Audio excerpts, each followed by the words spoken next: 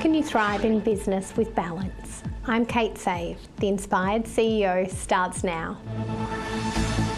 Welcome to The Inspired CEO, where each episode we explore the innovative wellness practices that are driving success and longevity in the modern business world. In this episode, we meet a prominent entrepreneur and author, best known for founding RedBalloon and her role as a shark on Shark Tank Australia. With over 3 decades of experience, Naomi inspires others through her dynamic leadership, best-selling books, and commitment to innovation and philanthropy. Welcome, Naomi Simson. So great to have you here. Lovely to be here.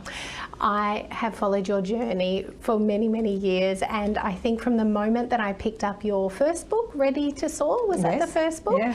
I just fell in love with your journey and how you got to where you were, and I would love to know more. Tell me, where did it all start? I guess if I think about something my mother told me when I was a young girl, she said, "You've been given the gift of the gab. You can use it for good or for evil." And that stayed with me. She might have thought I was a little evil as a teenager, but it kind of stayed with me. And I had these really, really strong role models. She worked in computing her whole career. She worked for an incredible entrepreneur, a woman by the name of Lindsay Catamol. And so I had these incredible people around me. And so once I left my corporate career, and I worked for some very big brands and big companies in marketing, but when I had the gorgeous offspring, I wondered if I could do it myself and then have a little bit of a lifestyle. Yeah. That didn't work quite as well as I wanted, you know. It's a fantasy, isn't it? It is a fantasy, you know, when I'm saying, oh, look, I can play with the kids in the day and work at night, but the kids were going to bed at 5:30 and they got a little sick of that. So I guess starting my own show, but as soon as people were asking how it was done, and I didn't realise how unique a circumstance it was. So I had been a freelancer, and I would create marketing plans when I left corporate life, and there'd be 47 action items, but nobody wanted to do 47 action items. Yes, true. I know. They just wanted the brochure and the direct mail. Yeah. So I wondered, but to build a brand is to create a story. Yes. And creating that story takes consistency, it takes persistence, but it also takes money. And so I wondered if I could flip the model and instead of asking, you know, a small business to pay for a marketing plan and creating their brand, what if I created a brand for an industry? A whole industry. And then just send customers, because they will pay for customers. Yes. So just a clip of the ticket, and then small business doesn't have to pay anything unless they've got a customer. That is so that was the model. Yeah. But I didn't realise that was the innovation. Yeah. And, you know, we were trailblazers really when it came to marketplaces. I had no idea. It just made sense to me. And so this is the founding of RedBalloon, which is now known as the best gifting experience, certainly in Australia. I don't know if you've gone global yet, but you should be, because the number of experiences you offer, it's many thousands, is that right? Yeah. And I haven't done them all. That's a lot. Well, I'm an adrenaline junkie, so I've done a few of them, and I love the impact that it's had on the community as well. And you hear the stories about the guy with the 1 balloon, and now he's got 19 balloons because of your business. So you've helped shape other people's businesses and their journeys through creating a brand that people want to be associated with. So tell me, how did that progress over time? How did that scale up? Well, they're world experts at whatever we do. And when you're talking about Matt, and he is a world champion hot air balloonist. Right. But that does not make him a world champion business owner or marketer. So I guess any business owner needs to think about what is their superpower. Yes. What makes their business special, and what is it that they can get from elsewhere? Whether that be outsourcing, team members, or finding a place in a community. And really, RedBalloon became a community of small businesses. And as we like to say, you just be the world's best at that experience, deliver incredible experiences, and we will do the rest for you.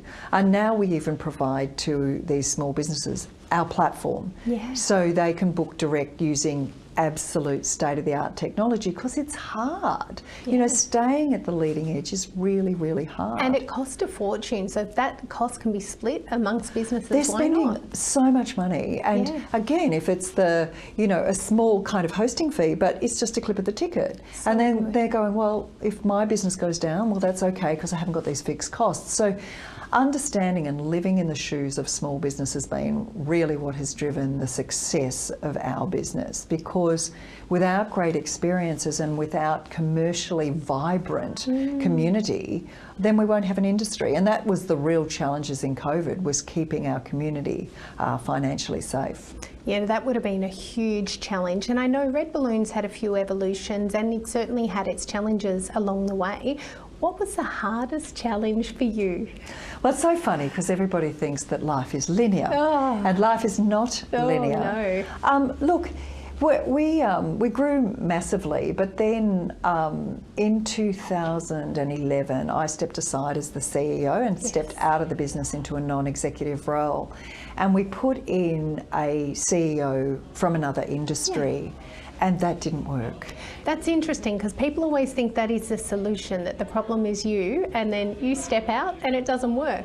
Yeah, he just came from a different understanding of different cost bases. And when I saw that our cost base for the team members had gone up by 30% in a year, and he also started saying we were going to make a loss, we had to do something different. Gosh.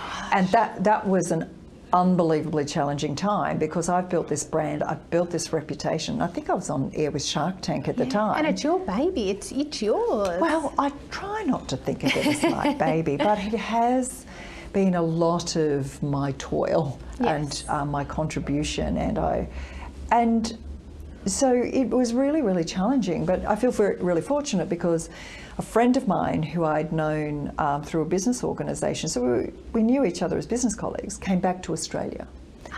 And he was saying, but Gnomes, it's such a good business. I don't understand. I said, I don't either. It's never made a loss. We can't have that.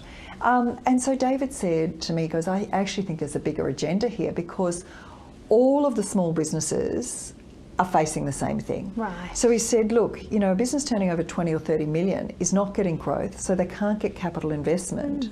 So maybe we should roll up the industry. Right. And that's when we created Big Red Group.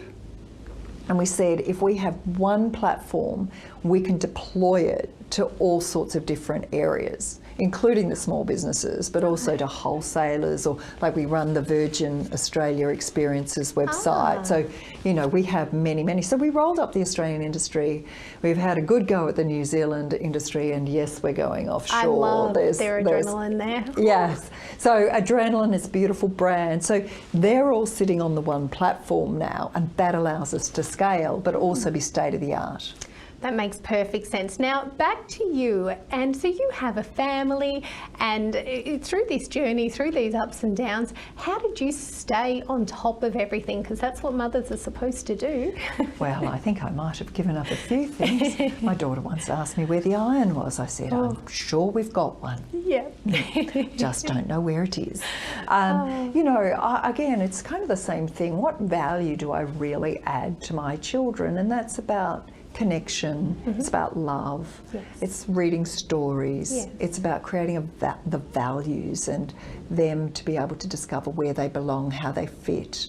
And people would ask me, or people say, I just want my kids to be happy. And I go, happiness is one of 23 emotions. It comes and it goes. And without contrast, you actually don't know what happiness is. So I wanted my children to be resilient, responsible, and respectful. And so when you have also a framework of what your intention is, that also allows you, well, you say, where am I adding value in this? And so I was I worked from home for years, which was great. I was fortunate to have a nanny housekeeper who also looked after me a little bit. But, you know, the kids were incredibly responsible. And, you know, I had them going to school on the bus. I do remember trying to drop my son off. 3 times on pupil-free days. I'm like, let him in, I've got work to do. But they're beautiful, and they're way adults now, and they're contributing members of society, and they've got big jobs. One ended up a mathematician, and the other one a farmer who finished his business degree in agriculture and now works for the NAB. So they're contributing members of society, and that's all we can expect as parents. Well, I think that role modelling though is really, really critical, and particularly in this day and age where I guess the world has certainly changed, and you would have seen that evolution through your business and through employing people. And when you are employing people and looking for people to be on your team, what are you looking for in this younger generation, and what would I guess a successful employee look like to you? What skills do they need? What life experience? Look, I don't think it's skills, because you can learn skills, but you can't change who somebody is. So I'm always looking for values. I'm always looking for how they treat other people. Are they kind? Yes. Like just fundamentally kind. Yes. And are they considerate? And do they see people? And do they understand? And so I think we recruit on values. It's the most important thing. I also think our role as an employer is to challenge people to greatness and to be challenging, because that's where they grow. Be challenging. I love that. Ask tough questions. Yeah. We're not running a kindergarten. And people do say, and past employees say, it was the best years of my life. I learnt so much. And they might not have loved it all the time in the time, but it's pretty special, because we see you, we challenge you, you know, and I think that's important. And that's where the growth comes from, is from the learning. Now, what is your proudest moment? If you reflect back on your incredible journey and your career, the big ups and downs, what are you most proud of? It's funny, that's not an emotion I really kind of consider. I feel more grateful than proud. Yeah. I'm grateful that people saw and believed in our purpose of changing gifting in Australia, that people have really got behind the Big Red Group, and that we get to fill on our BHAG of serving an experience every second. And when we started, it was 2.5 minutes, and we're down to kind of about 20 seconds, you know. So this is material growth, and these are the things that drive us. So I guess, actually, I think what makes me the proudest is when, like, it just happened to me just this morning, when a woman came up to me and she said, "My 10-year-old son adores you." Oh. I was like, oh my goodness. You know, Shark Tank, we were on air 10 years ago. We've been off air for I don't know how long, but he still watches the program, and I don't know how many kids I've inspired to consider a commercial career. Yeah. And I think that, and just even knowing that I'm still relevant is a beautiful thing. And it's a family show, you know, everybody can watch it together, and everyone's got an opinion. And so I was a no when they asked me to do that show. Why would I do a reality TV show?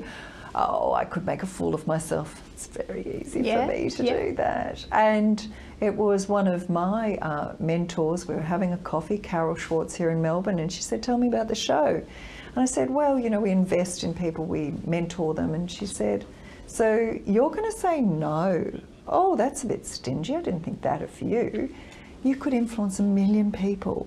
And what I didn't understand is, our Shark Tank channel has 6 million followers. Wow. They're still producing the content out of what we produce. Fantastic. And all of those young people. So we are obviously so grateful that you did that, because we all got to watch and benefit from the insights that you gave us into other people's business. So thank you so much for coming here today. And this is Ticker. We will be right back. You're watching Ticker. We'll have more in just a few minutes.